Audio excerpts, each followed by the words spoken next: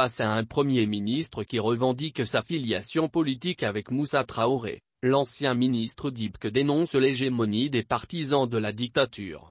Rares sont ceux qui voyaient Siebile Dramé, réputé pour son tempérament calme et posé, endosser le rôle d'opposant numéro 1 au Mali.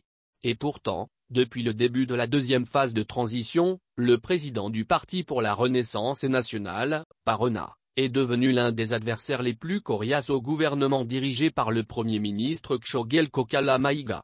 Alors que les nombreuses arrestations menées dans le cadre de la lutte anticorruption, que certains qualifient de procès politiques, ont muselé une partie de la classe politique, certains de ces ténors, craignant un éventuel retour de flamme judiciaire, se montrent désormais discrets. Mais l'ancien ministre des Affaires étrangères d'Ibrahim Boubacar Keïta, IBK, a opté pour la stratégie inverse.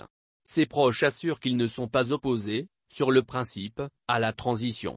Mais le PARENA affirme aujourd'hui regretter le chemin pris depuis le début de la deuxième phase de ce processus, marqué par l'arrivée de Tchogel Maïga à la primature, le 7 juin dernier.